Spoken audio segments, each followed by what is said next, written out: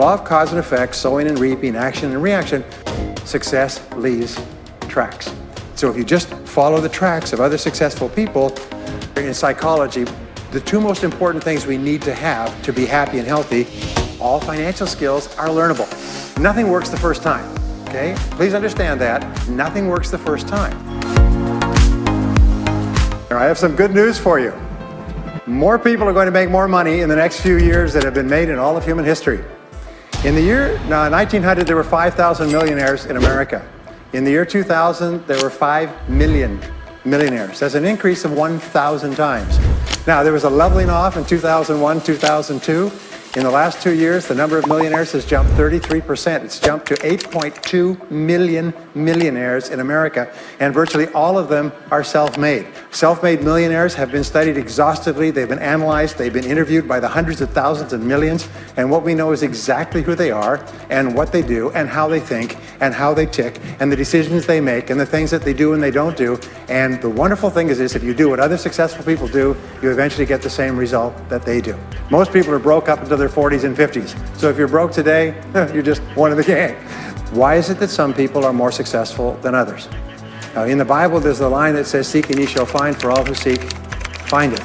Ask and the door will be open." So I began asking other successful people, what are you doing differently from me? And they told me, and I did it, and I got better results. The law of cause and effect. The law of cause and effect, sowing and reaping, action and reaction, is the great universal or iron law of the universe.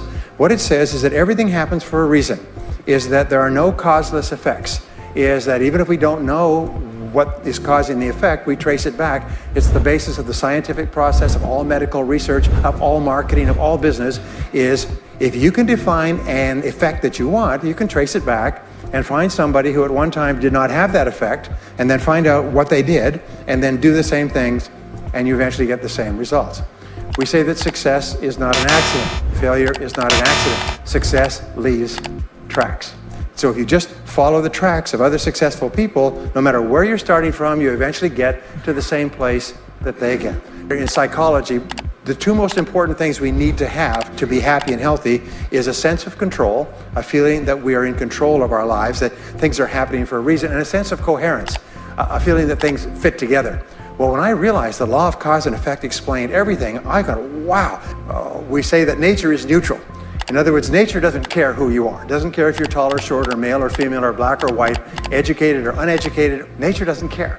All that nature cares is that you do what successful people do. It's like making a recipe. Nature doesn't care if you follow a recipe. If you follow the recipe exactly, you get the dish. Nature doesn't care who's doing it. In fact, there are a lot of people who are not as smart and not as talented as you who are doing vastly better than you, not because they're better, but because they're just following proven success methods. There's nothing that will make you madder than to see somebody who's dumber than you, who's making more money than you.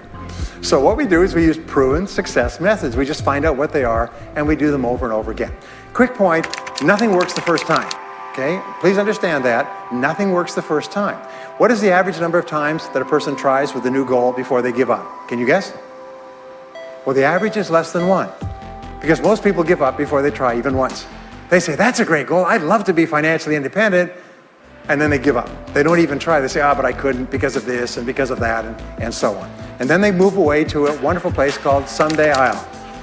Someday I'll start saving money. Someday I'll get out of debt. Someday I'll lose weight. Someday I'll start a business. Someday I'll get serious about my finances.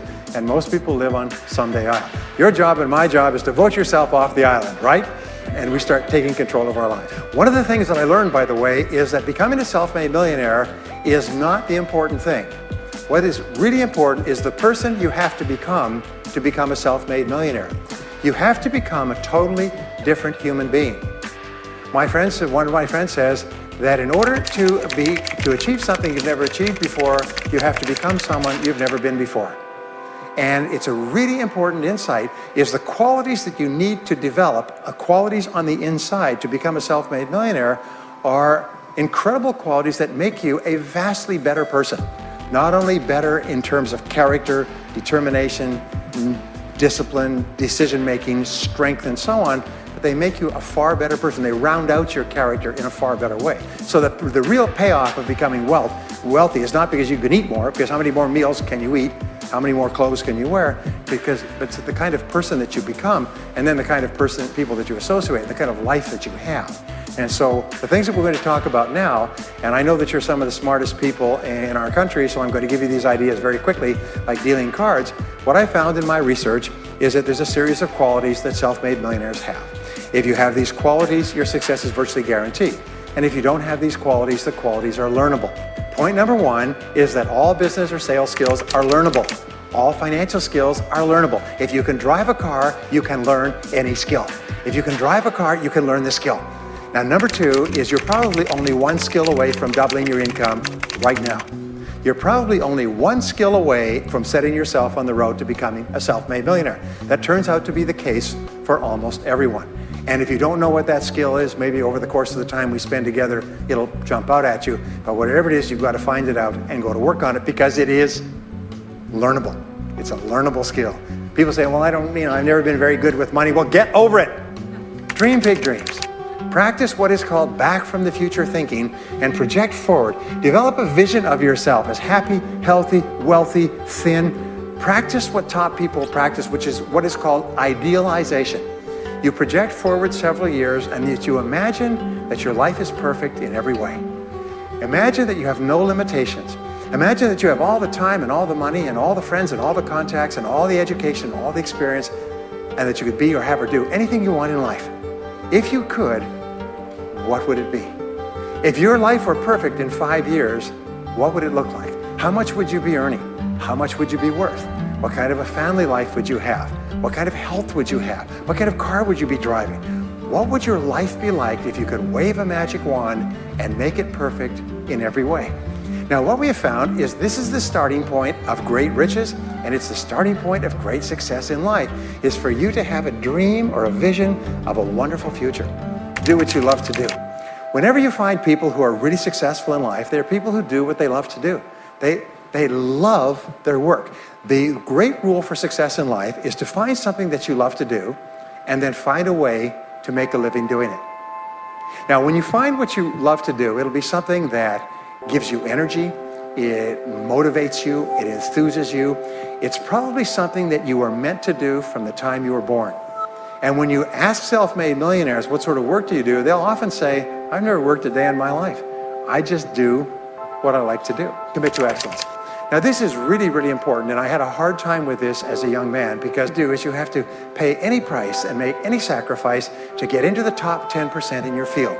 Now, here's the good news. If you're doing what you love to do, you will want to be in the top 10% in your field. If you don't want to be excellent at what you're doing, it means you're in the wrong field. It just means that you're marking time, you're treading water. And there's a lot of people who are in their field and they do their job and they go home at night, they don't think about their work and so on. And this kind of an attitude means that you have no future. You have a very shaky present. That crackling sound you hear is the ice breaking under your feet, okay? Key is to develop your unique talents and abilities. Every single person is designed from infancy with special talents and abilities that if you develop them to their height can enable you to accomplish anything you want in life.